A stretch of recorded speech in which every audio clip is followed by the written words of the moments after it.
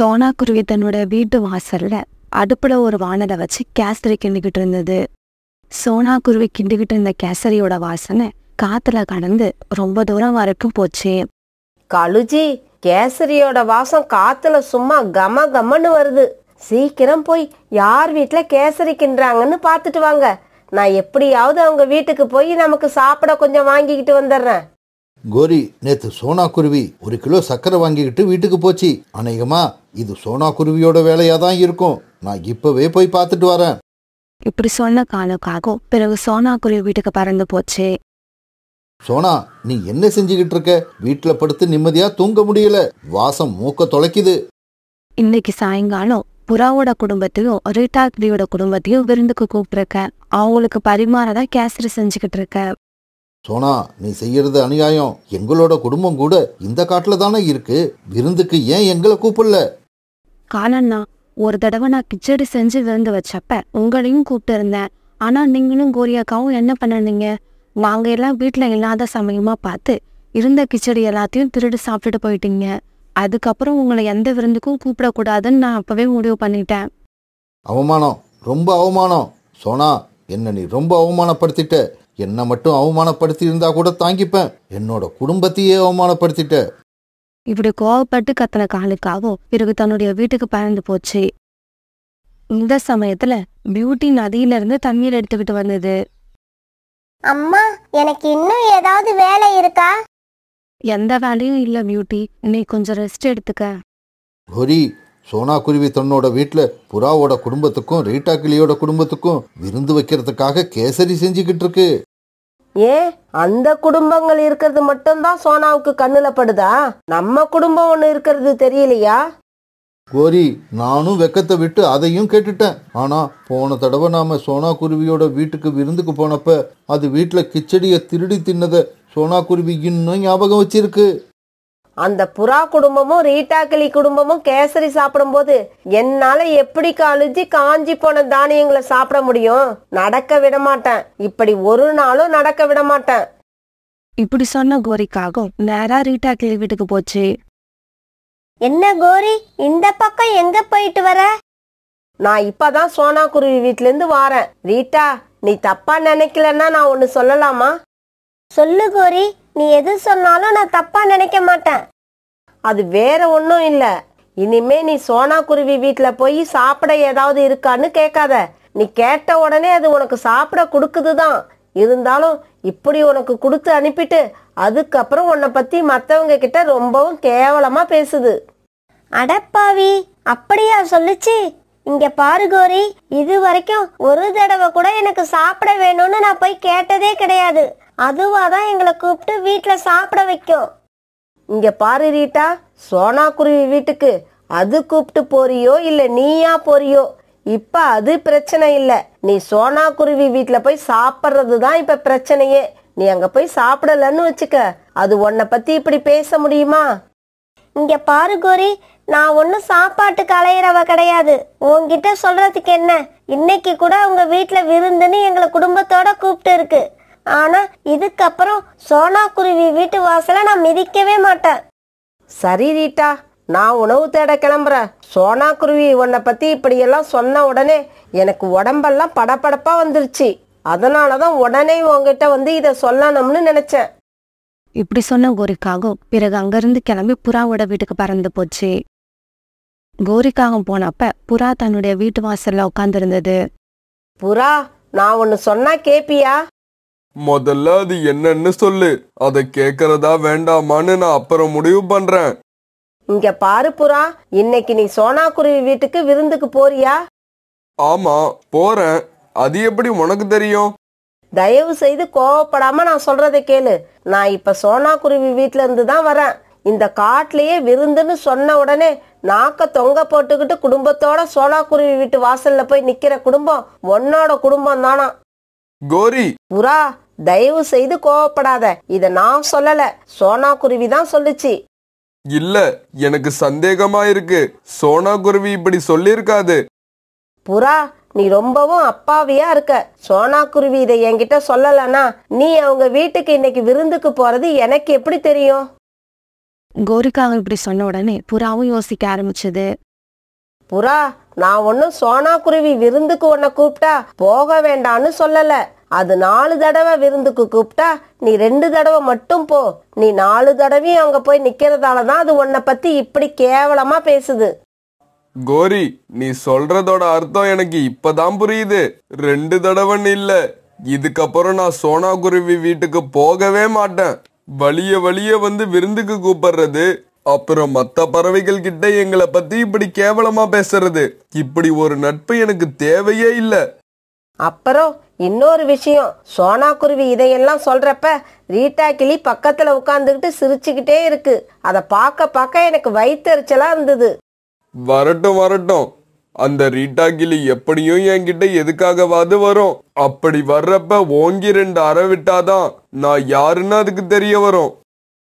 இப்படி புறா கிட்ட வந்து சோனா குருவி சொல்லாததையெல்லாம் சொல்லுச்சுன்னு சொன்ன கோரிக்காகும் பிறகு தன்னோட வீட்டை நோக்கி பறந்து போயிடுச்சு. இந்த சமயத்துல சோனா குருவி கேசரி தயார் பண்ணி தன்னுடைய வீட்டுக்குள்ள எடுத்துட்டு போயிடுச்சு. பியூட்டி, புறாண்ணனும் ரீட்டாக்கிலையும் இந்நேரம் குடும்பத்தோட இங்க வந்திருப்பாங்க. என்னன்னு தெரியல, இன்னும் வரல. நீ போய் அவங்கள பார்த்து அழைச்சிட்டு வா. அம்மா இப்படி சொன்ன உடனே ரீட்டா கிளி வீட்டுக்கு பறந்து போன பியூட்டி வழியில ஒரு இடத்துல ரீட்டா கிளி கொய்யாப்பழம் சாப்பிட்றத பார்த்துட்டு அங்க போச்சு. ரீட்டா ஆண்டி, நீங்க என்ன இங்க உட்கார்ந்து கொய்யாப்பழம் சாப்பிட்டுக்கிட்டு இருக்கீங்க? அம்மா உங்களுக்காக வீட்ல கேசரி பண்ணி வச்சுக்கிட்டு காத்திருக்காங்க. உங்க அம்மா செஞ்ச கேசரி எனக்கு ஒன்றும் தேவையில்லை. ஆண்டி, என்னாச்சு உங்களுக்கு? ஏன் இப்படி பேசுறீங்க? அம்மா உங்களை உடனே அழைச்சிக்கிட்டு வர சொன்னாங்க. இங்க பாரு பியூட்டி, உங்க அம்மா கிட்ட போய் ரீட்டா ஆண்டி கொய்யாப்பழம் சாப்பிட்டுட்டாங்க, அதனால அவங்களுக்கு பசி இல்லைன்னு சொல்லு. ரீட்டா கிளி இப்படி சொன்னதும் என்ன பண்றதுன்னு தெரியாத பியூட்டி பிறகு அங்கிருந்து புறாவோட வீட்டை நோக்கி பறந்து போச்சு. புறா அங்கிள், உங்க எல்லாரையும் அம்மா கையோட அழைச்சிக்கிட்டு வர சொன்னாங்க. எங்க அம்மா கேசரி தயார் பண்ணிட்டாங்க, எல்லாம் ரெடியா இருக்கு. எனக்கு ஒன்னும் உங்க அம்மா செஞ்ச கேசரி தேவையில்லை. உங்க அம்மா கிட்ட போய் விருந்துங்கிற பேரை கேட்டதும் நாக்க தொங்க போட்டுக்கிட்டு அலையிற பழக்கம் எனக்கு இல்லைன்னு சொல்லு. புறாவோட மனசுல உள்ள கோபம் தெரியாத பியூட்டி சின்ன பிள்ளைத்தனமா இப்படி பேச ஆரம்பிச்சது. என்ன அங்கிள் இப்படி பேசுறீங்க? போன தடவை எங்க அம்மா கேசரி செஞ்சப்ப வீட்டுக்கு வந்து இன்னும் கொஞ்சம் வைன்னு கேட்டு வாங்கி சாப்பிட்டீங்களே, இப்ப ஏன் இப்படி சொல்றீங்க? பியூட்டி இப்படி கேட்ட உடனே புறாவுக்கு பயங்கரமா கோபம் வந்துருச்சு. போ இங்க இருந்து. இன்னும் ஒரு தடவை ஏதாவது பேசுன எனக்கு கெட்ட கோபம் வரும். திடீர்னு புறா இப்படி கோவமா பேசினதும் பயந்து போன பியூட்டி பிறகு அங்கிருந்து தன்னோட வீட்டுக்கு பறந்து போயிடுச்சு. அம்மா, ரீட்டா ஆண்டி கொய்யாப்பழம் சாப்பிட்டேன், எனக்கு கேசரி வேண்டான்னு சொல்லிட்டாங்க. புறா அங்கிளை போய் கூப்பிட்ட உடனே என்னை திட்ட ஆரம்பிச்சிட்டாங்க. இவங்களுக்கெல்லாம் என்னாச்சுன்னு தெரியல. அவங்க 2 பேரும் கண்டிப்பா வரமாட்டாங்க. இவங்க இப்படி பேச என்ன காரணம்னு தெரியலையே. காலையில கூட நல்லா தானே இருந்தாங்க. வீட்டுக்கு போன கோரிக்காகவும் நடந்தது எல்லாத்தையும் தன்னோட கணவர் காலுக்காகத்துக்கிட்ட சொல்லுச்சு. காலுஜி, இன்னைக்கு சோனா குருவியோட வீட்டு விருந்து வேற யாருக்கும் கிடையாது, நம்ம 2 பேருக்கு மட்டும்தான். கோரி, நடந்த விஷயம் எல்லாம் சோனா குருவிக்கு தெரிய வந்துருச்சுன்னா இது பெரிய சிக்கலாயிடும். அப்படியெல்லாம் ஒரு நாளும் நடக்காது. இப்ப நீங்க என் கூட வரப்போறீங்களா இல்லையா? சோனா, நான் புறாவை பார்க்கறதுக்காக அது வீட்டுக்கு போனேன். அது வீட்டுல இல்ல. சரி, உன்னை பார்க்க இங்க வந்திருக்கோன்னு நினைச்சு இங்க வந்தா புறாவை இங்கேயும் காணோம். கோரியக்கா, நான் புறாவையும் ரீட்டா கிளியையும் இன்னைக்கு விருந்துக்கு கூப்பிட்டு இருந்தேன். அவங்க 2 பேருக்கும் என்ன ஆச்சுன்னு தெரியல. அவங்க 2 பேருமே வரல. இங்க பாரு சோனா, நீ தான் அவங்க மேல ரொம்ப பாசம் வச்சிருக்க. ஆனா அவங்க உன்னை ரொம்ப அலட்சியப்படுத்துறாங்க. உன் மேல பாசம் வச்சு அந்த பாசத்துக்கு உண்மையான மதிப்பு கொடுக்கறது நானும் கோரியும் மட்டும்தான்.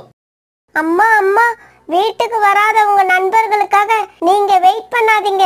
வீட்டுக்கு வந்திருக்க கால அங்கிளுக்கும் கோரி ஆண்டிக்கும் அந்த கேசரியை எடுத்து கொடுங்க. பிறகு சோனா குருவி ஒரு சின்ன ஹாட் பாக்ஸ்ல கேசரி எடுத்து காங்கல் கிட்ட கொடுத்துச்சு. காலுக்காகவும் கோரிக்காகவும் அதை எடுத்துக்கிட்டு ரொம்ப சந்தோஷமா தங்களோட வீட்டுக்கு பறந்து போனாங்க. வீட்டுக்கு போனவங்க அவசர அவசரமா அந்த கேசரியை தங்களுடைய வயிறு நிறைய சாப்பிட்டாங்க. இப்படியே சில நாட்கள் நகர்ந்துச்சு. ஒரு நாள் ரீட்டா கிளி புறா வீட்டு வழியா பறந்து போச்சு. இங்க பாரு ரீட்டா, இதுக்கப்புறம் நீ இந்த பக்கம் பறந்து போக கூடாது. உன்னை பார்க்கவே எனக்கு பிடிக்கல. ஆமா, உனக்கும் எனக்கும் என்ன சண்டை? நான் எதுக்காக இந்த வழியா பறந்து போக கூடாது? நீ சோனா குருவி கூட சேர்ந்து என்னை பத்தி எப்படியெல்லாம் கேவலமா பேசுனன்னு எனக்கு தெரியும். மரியாதையா போயிடு, இல்லன்னா அடி வாங்கிக்கிட்டு தான் போவ. இவங்க 2 பேரும் இப்படி சண்டை போட்டுக்கிறத பார்த்துட்டு சோனா குருவி அங்க வந்துச்சு. நண்பர்களே, ஏன் இப்படி சண்டை போட்டுட்டு இருக்கீங்க? உங்களுக்கு என்ன ஆச்சு? இந்த சண்டை வரத்துக்கு காரணமே நீதான். நீயும் ரீட்டாவும் சேர்ந்து என்னை பத்தி எவ்வளவு கேவலமா பேசுனீங்கன்னு எனக்கு தெரியும். எல்லாத்தையும் என்கிட்ட கோரிக்காக சொல்லிடுச்சு. சோனா, என்ன பத்தியும் நீ கோரி கிட்ட கேவலமா தான் பேசியிருக்க. நீ முன்ன மாதிரி இல்ல, ரொம்ப மாறிட்ட. விருந்துன்னு நீ கூப்பிட்டதால தானே நான் உங்க வீட்டுக்கு வந்தேன். இல்ல நானா வந்து உங்ககிட்ட விருந்து வைன்னு கேட்டனா? போய், நீங்க சொல்றது எல்லாமே போய். அந்த கோரி அக்கா கிட்ட நான் உங்களை பத்தி எதுவுமே பேசல.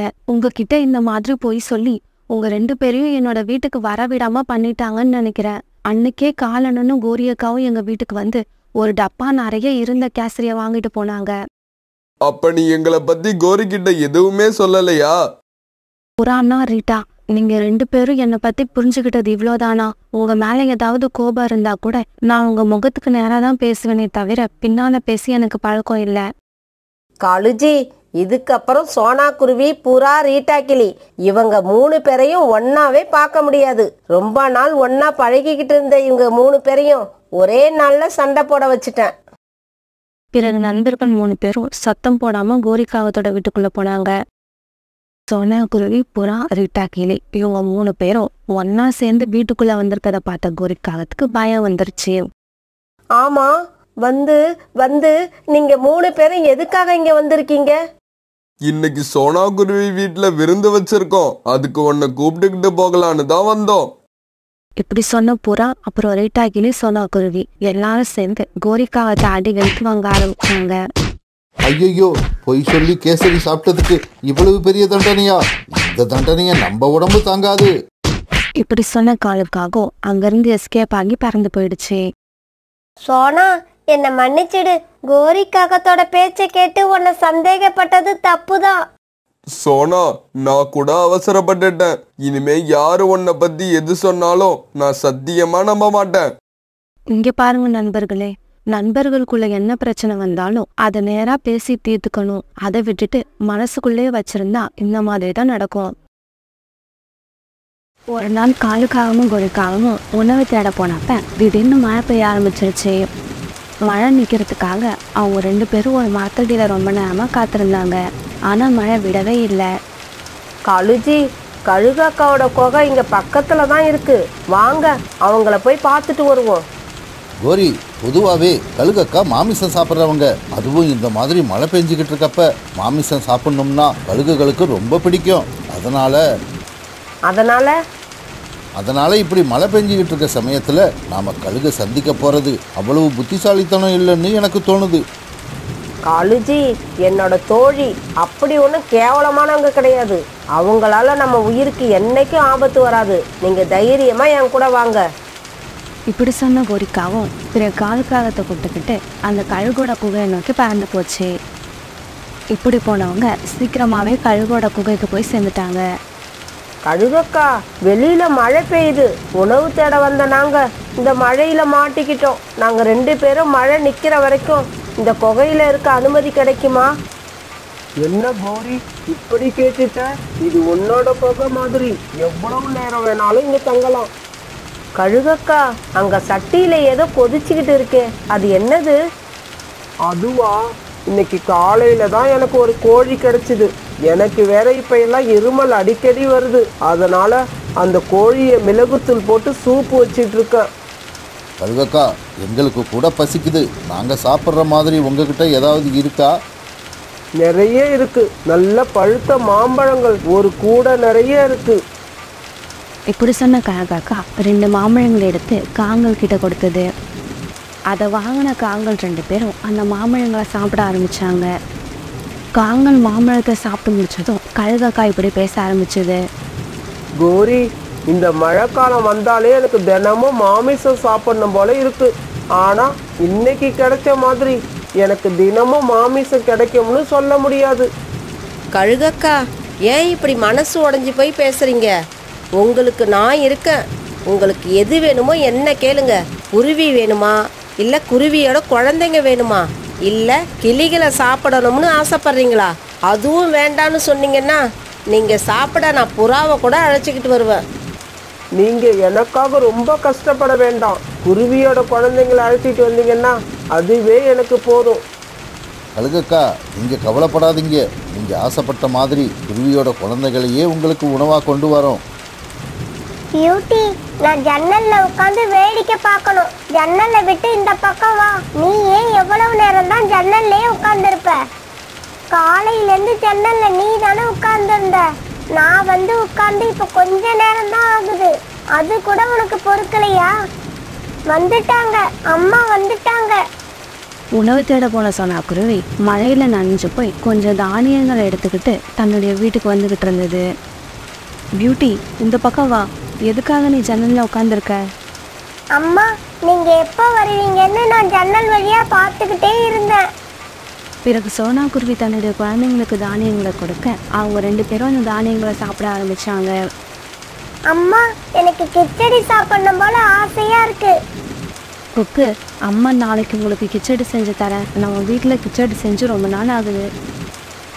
பிறகு தானியங்களை சாப்பிட்ட குழந்தைகள் 2 பேரும் தங்களோட அம்மா கூட கொஞ்ச நேரம் விளையாண்டுக்கிட்டு இருந்தாங்க. பிறகு இவங்க 3 பேருமே படுத்து தூங்க ஆரம்பிச்சாங்க. அன்னைக்கு ராத்திரி கூட இந்த காட்டில் மழை பெஞ்சிக்கிட்டே இருந்தது. மறுநாள் பொழுது விடிஞ்சிச்சு. பொழுது விடிஞ்ச சமயத்துல மழையும் சுத்தமா நின்று போயிருந்தது. அந்த காட்டுல இருந்த பறவைகள் எல்லாம் உணவு தேடத்துக்காக வெளியில பறந்து போனாங்க. பறவைகளோட சத்தம் கேட்ட சோனாக்குருவி கண் விழிச்சது. அடடா, இன்னைக்கு ரொம்ப நேரம் தூங்கிட்டோம் போல இருக்கு. இப்படி நினைச்ச சோனாக்குருவி பிறகு எழுந்திரிச்சு உட்காந்தது. குழந்தைங்களா, ஏந்திரிங்க, அம்மா உணவு தேட கிளம்பிட்டேன். அம்மா, இன்னைக்கு அரிசி எடுத்துக்கிட்டு வருவீங்கல்ல? இன்னைக்கு அரிசி எடுத்துக்கிட்டு வந்து என்னோட குழந்தைங்களுக்கு நான் கண்டிப்பா கிச்சடி பண்ணி கொடுப்பேன். சரி, நீங்க 2 பேரும் வீட்டை விட்டு வெளியே போய் பறக்கிறதுக்கு பிராக்டிஸ் பண்ணுங்க. ஆனா வீட்டை விட்டு ரொம்ப தூரம் போகக்கூடாது. இப்படி சொன்ன சோனாக்குருவி பிறகு உணவு தேட பறந்து போச்சு. அம்மா போன உடனே பியூட்டியும் குக்குவும் வீட்டை விட்டு வெளியில வந்து பறக்கிறதுக்கு பிராக்டிஸ் பண்ண ஆரம்பிச்சாங்க. காலுஜி, நேத்து கழுகக்கா கிட்ட என்ன சொல்லிட்டு வந்தோன்னு உங்களுக்கு ஞாபகம் இருக்கா? நல்லா ஞாபகம் இருக்கு கோரி. இதோ இப்பவே கிளம்புறேன். இப்படி சொன்ன காலுக்காவும் பிறகு சோனாக்குருவி வீட்டுக்கு பறந்து போச்சு. அந்த சமயத்துல குக்குவும் பியூட்டியும் பறக்கிறதுக்கு பிராக்டிஸ் பண்ணிட்டு வந்து ஒரு இடத்துல உட்கார்ந்துருந்தாங்க. இங்க பாருங்க குழந்தைகளா, என்னோட பேரு காலு. நான் உங்களுக்கு மாமா முறை வேணும். நீங்க என் கூட வந்தீங்கன்னா நான் உங்களுக்கு இந்த காட்டை சுத்தி காமிப்பேன். என்னது, மாமாவா? நான் உங்களை இதுக்கு முன்னாடி பார்த்ததே இல்ல. அதுவும் இல்லாம நாங்க இப்பதான் இந்த காட்டை சுத்தி பார்த்துட்டு வரோம். பியூட்டி, வா, நாம வீட்டுக்கு போகலாம். குழந்தைகளா, அவசரப்படாதீங்க. இந்த காட்டுல உள்ள நதிக்கு பக்கத்துல நிறைய தும்பிகள் விளையாடுது. அந்த தும்பிகளோட ரெக்கைகள் கலர் கலரா பார்க்க ரொம்பவும் அழகா இருக்கும். என் கூட வந்தீங்கன்னா நான் உங்களை நதிக்கரைக்கு அழைச்சிக்கிட்டு போவேன். பாக்கறதா இருந்தா நீங்க போய் பாருங்க. அதை எதுக்காக எங்க கிட்ட சொல்றீங்க? எங்களை தொல்லை பண்ணாம இந்த இடத்த விட்டு போங்க. இந்த குழந்தைங்க கிட்ட இப்படி பேசிக்கிட்டு இருந்தா வேலைக்கு ஆகாது போல இருக்கு. அப்படியே பிடிச்சி தூக்கிக்கிட்டு போயிடுவோம். இப்படி நினைச்ச காலுக்காகவும் குழந்தைங்க இருக்கிற பக்கத்தை நோக்கி போச்சு. காலுக்காக இப்படி தங்களோட பக்கம் நகர்ந்து வரதை பார்த்த பியூட்டியும் குக்குவும் உடனே அங்கிருந்து தன்னோட வீட்டை நோக்கி பறக்க ஆரம்பிச்சாங்க. இப்படி போன குழந்தைங்க நேரா தங்களோட வீட்டுக்குள்ள போனாங்க. குழந்தைங்க பின்னாலேயே பறந்து போன காலுக்காகவும் அவங்க வீட்டுக்குள்ள போயிடுச்சு. இதை பார்த்து பயந்து போன குழந்தைங்க 2 பேரும் மறுபடியும் வீட்டை விட்டு வெளியே வந்து வாசல் கதவை மூடிக்கிட்டாங்க. காலுக்காக இப்ப வீட்டுக்குள்ள மாட்டிக்கிச்சு. இந்த குழந்தைங்க இவ்வளவு புத்திசாலித்தனமா இருப்பாங்கன்னு நான் நினைக்கவே இல்லை. என்னையே வீட்டுக்குள்ள வச்சு கதவை சாத்திட்டாங்க. பிறகு குக்குவும் பியூட்டியும் ஜன்னல் வழியா வந்து வீட்டுக்குள்ள இருந்த காலுக்காகத்தை பார்த்தாங்க. பசங்களா, எதுக்காக வீட்டு கதவை சாத்துனீங்க? கதவை திறந்து விடுங்க, நான் வெளியில போகணும். அவசரப்படாதீங்க கால் அங்கிள், எங்க அம்மா வரட்டும், அதுக்கப்புறம் நாங்க கதவை திறக்கிறோம். இந்த சமயத்துல உணவு தேட போன சோனாக்குருவி கொஞ்சம் தானியங்களை எடுத்துக்கிட்டு தன்னோட வீட்டுக்கு திரும்பி வந்துகிட்டு இருந்தது. வீட்டுக்கு வந்து சேர்ந்த சோனாக்குருவி கிட்ட குக்குவும் பியூட்டியும் நடந்தது எல்லாத்தையும் சொன்னாங்க. அப்படியா, சரி, இப்ப வீட்டுக்குள்ள யார் அடைச்சு வச்சிருக்கீங்க? அம்மா, அது ஒரு பெரிய காகம் எங்களை தூக்கிக்கிட்டு போக பார்த்தது. நாங்க தான் புத்திசாலித்தனமா செயல்பட்டு அந்த காகத்தை வீட்டுக்குள்ள அடைச்சி வச்சிருக்கோம். உடனே சோனாக்குருவி ஜன்னல் வழியா வீட்டுக்குள்ள யார் இருக்காங்கன்னு பார்த்தது. குழந்தைங்களா, நீங்க நினைச்சது தப்பு. இது நம்ம வீட்டுக்கும் கொஞ்ச தூரம் தள்ளி குடியிருக்கிற கால அங்கிள் தான். நீங்க நினைக்கிற மாதிரி உங்களை தூக்கிட்டு போறதுக்காக யாரும் வரல. இப்படி சொன்ன சோனாக்குருவி பிறகு கதவை திறந்துகிட்டு வீட்டுக்குள்ள போச்சு. அம்மா என்ன நம்புங்க, எங்களை புடிச்சுக்கிட்டு போறதுக்காக எங்க பின்னாடியே பறந்து வந்தாரு. சோனா, உன்னோட குழந்தைகளை நினைச்சா எனக்கு சிரிப்பா வருது. நான் இவங்க கூட கொஞ்ச நேரம் விளையாடலாம்னு நினைச்சேன். ஆனா இவங்க பயந்துகிட்டு என்னையே வீட்டுக்குள்ள வச்சு கதவை மூடிட்டாங்க. அம்மா அம்மா, இந்த அங்கிள் பேச்ச நம்பாதீங்க. இவங்க எங்களை நதிக்கரை பக்கம் அழைச்சிக்கிட்டு போக பார்த்தாங்க. சோனா, நான் நதிக்கரைக்கு போலாம்னு தான் வீட்டை விட்டு கிளம்புனேன். இந்த குழந்தைகளை பார்த்த உடனே இவங்களையும் அழைச்சிக்கிட்டு போகலாம்னு நினைச்சேன். ஆனா உன்னோட குழந்தைங்க அதையும் தப்பா எடுத்துக்கிட்டாங்க. சரி, நான் வீட்டுக்கு கிளம்புறேன். வீட்டை விட்டு கிளம்பி ரொம்ப நேரம் ஆகுது. இப்படி சொன்ன காலுக்காகும் பிறகு அங்கிருந்து பறந்து தன்னுடைய வீட்டுக்கு போயிடுச்சு. அம்மா உண்மையா சொல்றேன், இந்த அங்கிள் எங்களை பிடிச்சுக்கிட்டு போக தான் பார்த்தாரு. குழந்தைங்களா, நீங்க ரொம்ப பயந்து போயிருக்கீங்க. அதனால இப்ப இப்படிதான் பேசுவீங்க. இன்னும் கொஞ்ச நாள் கால அங்கிள் கூட பழங்குனீங்கன்னா அந்த பயம் உங்க மனசுல இருந்து மறைஞ்சு போயிடும். சரி சரி, நீங்க விளையாண்டுக்கிட்டு இருங்க. அம்மா போய் கிச்சடி தயார் பண்றேன். கிச்சடிங்கிற பேரை கேட்டதுமே குழந்தைகள் 2 பேரும் சந்தோஷமாயிட்டாங்க. பிறகு சோனாக்குருவி கிச்சனுக்குள்ள போய் கிச்சடி தயார் பண்ண ஆரம்பிச்சது. மறுநாள் காலையில காலுக்காகவும் கோரிக்காகவும் ஏதோ ஒரு கூட்டுல இருந்த 2 முட்டைகளை திருடி எடுத்துக்கிட்டு கழுகோட குகையை நோக்கி பறந்து போனாங்க. கழுகக்கா, இப்ப இந்த முட்டையை சாப்பிடுங்க. நேத்து நாங்க அந்த குருவியோட குழந்தைங்கள இங்க கொண்டு வர்றதுக்காக எவ்வளவோ முயற்சி பண்ணணும். எங்களால முடியல. அதுக்கு பதிலா இன்னைக்கு 2 கிளிகளை உங்ககிட்ட அழைச்சிக்கிட்டு வருவோம். அந்த சமயம் உணவு தேட வந்த சோனாக்குருவி காகங்கள் 2 பேரும் கழுகக்கா கிட்ட பேசிக்கிட்டு இருக்கத பாத்துடுச்சு. இந்த காகங்கள் 2 பேரும் கழுகக்கா கிட்ட என்ன பேசிக்கிட்டு இருக்காங்க? ஒருவேளை நம்ம குழந்தைங்க சொன்னது உண்மையா இருக்குமோ? இதுக்கப்புறம் இந்த காகங்கள் மேல நம்பிக்கை வைக்க கூடாது. நம்ம ஜாக்கிரதையா இருக்கணும். பிறகு காகங்கள் 2 பேரும் ரீட்டா கிளி வீட்டை நோக்கி பறந்து போனாங்க. காகங்கள் மேல சந்தேகப்பட ஆரம்பிச்ச சோனாக்குருவி இப்ப அவங்க பின்னாலேயே பறந்து போச்சு. ராக்கி, என்னோட சகோதரி வீட்டுல இன்னைக்கு எங்களுக்கு விருந்து வைக்க போறாங்க. உனக்கு வர விருப்பம் இருந்தா நீயும் வரலாம். அந்த விருந்துல பரிமாறுறதுக்காக மாம்பழமும் கொய்யாப்பழமும் நிறைய வாங்கிக்கிட்டு வந்திருக்காங்க. பழங்கள் பேரை கேட்ட உடனே ராக்கி கிளியும் ரீட்டா கிளியும் காகங்கள் கூப்பிட்ட விருந்துக்கு போறதுக்கு முடிவு பண்ணிட்டாங்க. கோரி, விருந்துக்கு என்னோட மனைவி ரீட்டாவே அழைச்சிக்கிட்டு வரலாமா? தாராளமா அழைச்சிக்கிட்டு வரலாம். நீங்க 2 பேரும் சேர்ந்து வந்தீங்கன்னா என்னோட சகோதரி ரொம்பவும் சந்தோஷப்படுவா.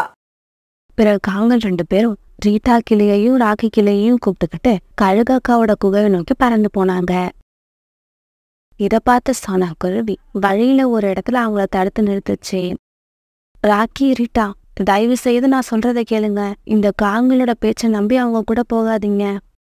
சோனா, என்னாச்சு உனக்கு? ஏன் இவ்வளவு கோவமா இருக்க? விருந்துக்கு உன்னையும் அழைச்சிக்கிட்டு போகலன்னு தானே கோவப்படுற? கவலைப்படாத, நீயும் எங்க கூட வா. என்னோட சகோதரி எத்தனை பேர் வந்தாலும் அவங்களுக்கு வயிறு நிறைய சாப்பாடு போடுவா. திருட்டு காகங்களே, யாரை ஏமாத்த பாக்குறீங்க?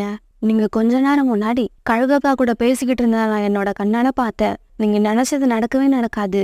ராக்கியையும் ரீட்டா கிளியையும் நான் உங்க கூட வர சம்மதிக்கவே மாட்டேன். காலு, கோரி, நீங்க 2 பேரும் இவ்வளவு கேவலமா இருப்பீங்கன்னு நான் நினைக்கவே இல்லை. எங்களுக்கு விருந்து தரேன்னு சொல்லிட்டு அந்த கழுகுக்கு எங்களை விருந்தாக்கலாம்னு ஐடியா பண்றீங்களா?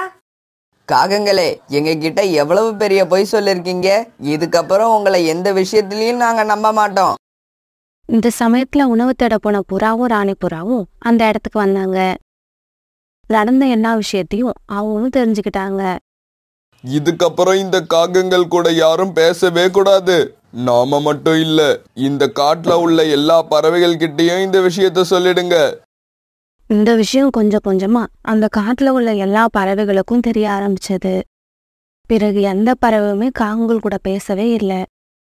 யார் வீட்டுல என்ன விசேஷம் நடந்தாலும் அந்த வீட்டுக்கு எல்லா பறவைகளும் வந்தாங்க.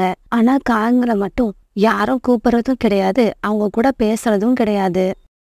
காலுக்காகவும் கோரிக்காகவும் இப்ப அவங்க செஞ்ச தவறு நினைச்சு கண்ணீர் விட்டு அழுது மனசு வருந்துறாங்க. ஆனா என்ன பண்றது, எந்த பறவையும் அவங்க மேல நம்பிக்கை வைக்கவே இல்லை. அதனால மனசு உடைஞ்சு போன காகங்கள் 2 பேரும் அழுதுகிட்டே வேற காட்டை நோக்கி பறக்க ஆரம்பிச்சாங்க.